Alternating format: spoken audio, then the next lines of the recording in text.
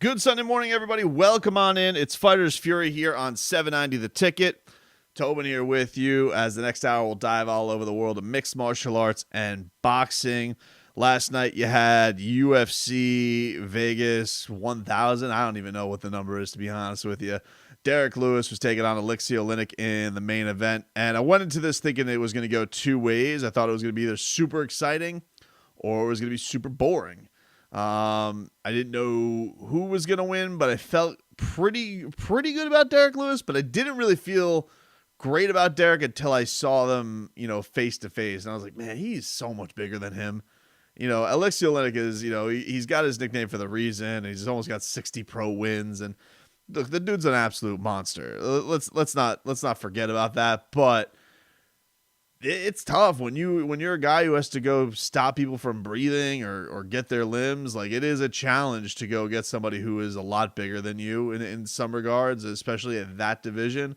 A lot of these weight classes, you're going to be in some type of a range, but at heavyweight, if you're coming in at 227, no cutting, and one guy is cutting to get to 265, and what do they say? He was 20 pounds. So let's just say on the benefit, you say he's 280. Let's just call it, let's be generous about it for Derrick Lewis. The guy brings an absolute hammer. And so you're going to be into these positions where you're going to have to try and wrangle this absolute pit bull off of you. And it wasn't going to be an easy task. Derrick Lewis came out guns blazing in the first round. He was coming with the high kick, with the heavy hands when it got put to Oleynik on the ground a little bit. Started over some shots. Herb Dean was bagging him off for some shots to the back of the head. He ends up on top of Alexey Oleynik, puts some shots on him. Then Alexey Oleynik ends up taking they end up getting up, and it ends up getting to a point where it's he ends up getting a single leg and then taking him down. And he starts going on to this, it was one of these moves, and excuse my ignorance for not knowing it because I don't see it very often, but I believe Derrick Lewis put this British Bulldog type of stuff afterwards, and it looked hard. Oleynik looked like he was tying it in and was messing with Derrick's breathing. But he held composed. It was okay. He never looked too locked in. I think part of the reason is the dude's so big. He was able to push off Oleynik. Second round comes in. Derrick Lewis starts throws a flying knee, hits him with a big hammer, puts Oleynik down, ends up finishing with some ground and pound, and Derrick Lewis ends up getting the victory over Alexey Oleynik with a big second round. I got disappointed in the post-fight interview for a couple of reasons. One, you heard it started off great because Derrick Lewis told somebody off camera that he had to go take a poop, but he didn't use that kind of language. He was using the 4-letter words. Although this is weird to me. Can I just say it's a strange thing with ESPN because I'm fresh off of watching documentaries with Lance Armstrong literally dropping 25 F-bombs in the span of 2 minutes, Michael Jordan dropping the F-bomb, Dennis Rodman dropping the F-bomb. Like, they're just letting it fly willy-nilly. And this ESPN Plus, which is a digital streaming platform, so they're not in the regulations of FCC, not that even that ESPN is, not in the regulations of anything. They, I guess, are just in the parameters of Disney. For some reason, if Derrick Lewis says the S word, we find a need to delay that. And I find that really strange. Very, very strange. First of all, it's 11:30 p.m. on a Saturday night.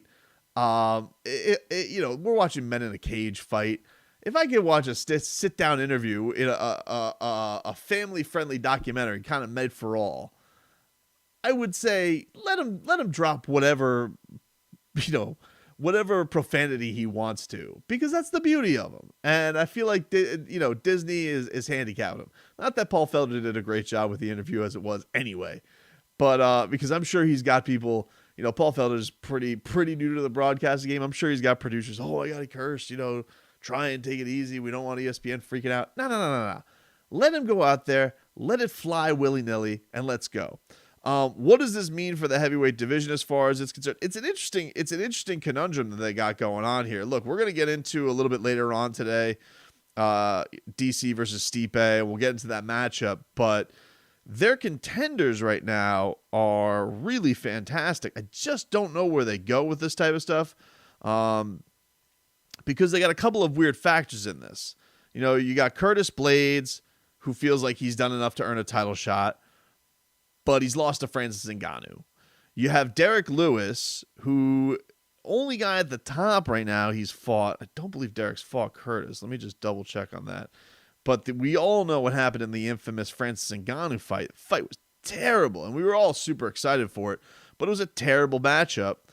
But the problem was that it was a bad fight, and I don't know if you can sell people on this super fight between them again because of how bad it was, even though he's got to win. And everybody kind of looks at Francis and says, well, Francis is the guy who deserves the title shot of everybody because he steamrolled everybody since his Stipe fight, except for Derrick Lewis. Derrick Lewis has a win over Francis Ngannou. Now, Derrick didn't really have any clear plans. All he really made out afterwards is that he wants to lose a lot of weight and that he wants to get to the 250 range. He doesn't want to be a guy who has to cut.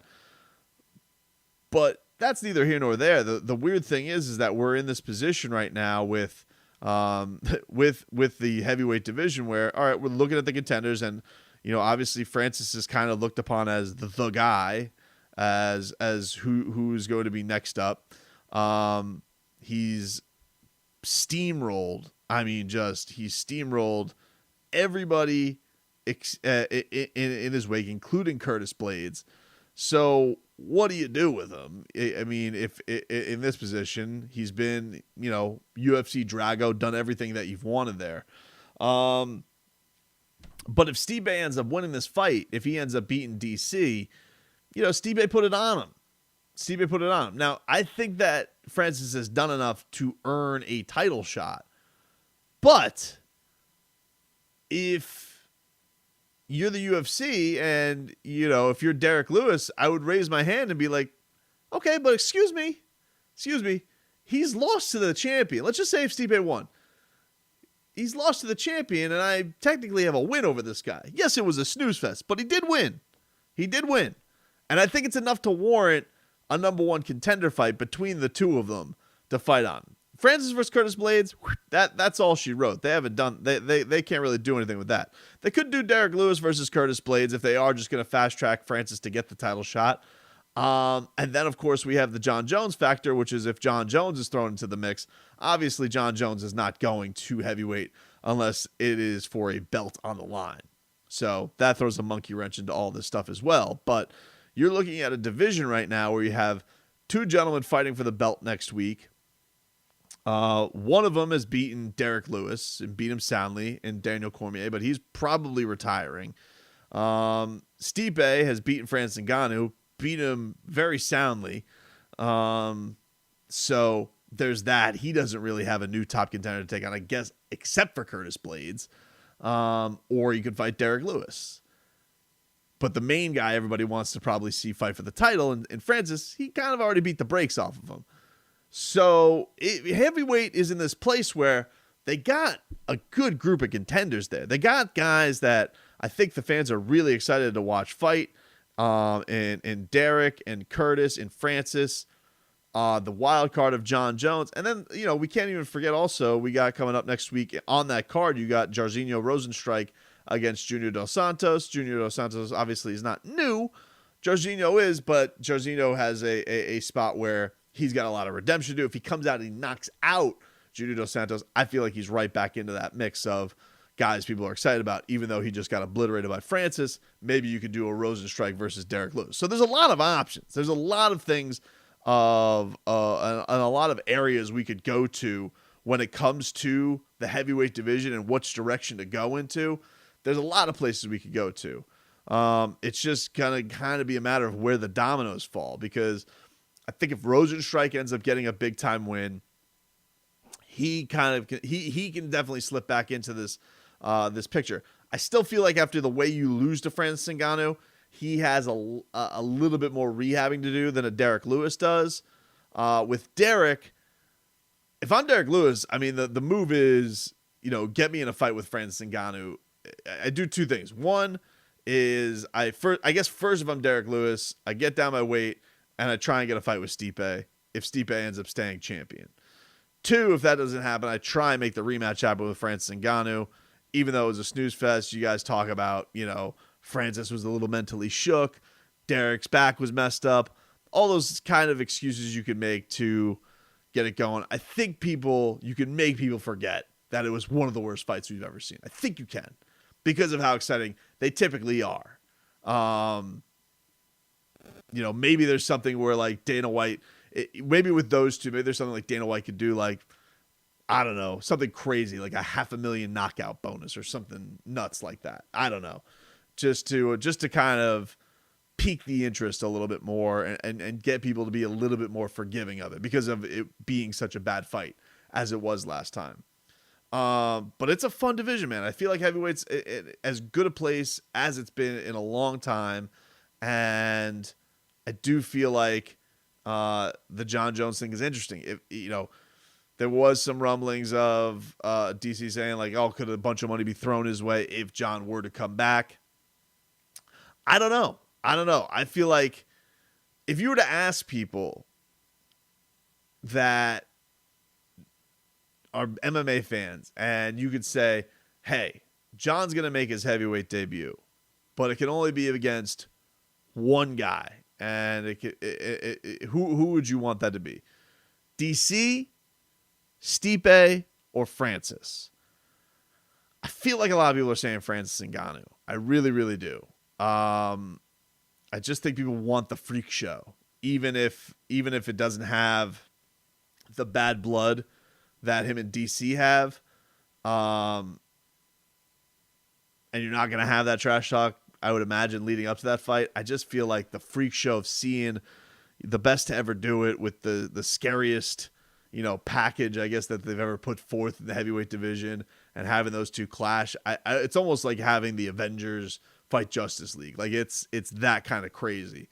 And I feel like second would be DC. I don't know how many people are really into Jon Jones versus Stipe, other than, Jon could even, it'd be amazing because, you're talking about maybe the greatest heavyweight of all time versus the greatest to ever do it. Could he cement his legacy? It's, I think it could make for a really fun fight. It's just, you gotta sell legacy in that fight more than anything because, promo wise, all that type of stuff, you're just not going to get that from Stipe, but if Stipe goes out and he has a great performance against DC, maybe all that stuff switches. So we'll get into a little bit more of that fight in the comings of this show. As far as the rest of last night was concerned with fight night, co-main event, you had Chris Weidman come out and he took on Omari Akhmadov, beat him 29-27 on 2 cards, 29-28. Good win for Chris Weidman. He definitely needed it. And it was good because I felt like the second round was going to a bad place. I don't want to get to a place where I don't want to see Chris Weidman fight because it looks like he doesn't want to be in there. Still isn't, a guy who I think looks close to his prime. I know he's saying he's back and all that type of stuff. I don't think anybody who watched that was in the mindset of, oh, Chris Weidman is back. Even he admitted the performance wasn't that great. They know they moved, he's moved down to South Carolina. He's with Wonder Boy and all that type of stuff. I was hoping maybe we'd see a little bit more display of strike. He didn't look like he really had a lot of interest in striking. And I think that was the thing that I was surprised with is, you make a lot of this move down to South Carolina. You're there with your brother-in-law, who's maybe the best striker in the UFC. And we don't really see anything new. And, the thing I find interesting about it with Chris is this is a guy who stood right in front of Anderson Silva with all the tricks Anderson Silva was bringing, the clowning, the theatrics, all that type of stuff. And he said, bleep that, went straight forward and knocked the dude out. And people could say, well, Anderson, all right. But, Anderson fooled a lot of people and front kicked him to hell too. And Chris didn't let that affect him. And it just doesn't feel like a guy. It doesn't feel like that guy. I don't know if that guy's ever coming back. And the idea that he'll get to the top of the middleweight division, I don't know. I don't see that. But either way, good for him to get a win. The one thing I'll say that I find a little bit weird with the UFC, and I've mentioned this gripe before with the scoring and all that. I don't have an issue with Chris winning 2 out of 3 rounds. I find it strange that he got 10-8 rounds. And the reason I find this is I didn't find the third round to be a bludgeoning. I found it to be dominant in the regards to, Akhmadov didn't really do anything back. But here's why I find it weird in the UFC. The UFC is so strange, or MMA is so strange in the way it is scored, is that you can basically just keeping a guy from doing anything helps you out on the scorecards more so than inflicting a lot of damage on a guy. And what I mean by that is Chris Weidman could come against Akhmadov, could knock him down, knock him silly. But let's just say Akhmadov has a tough chin, right?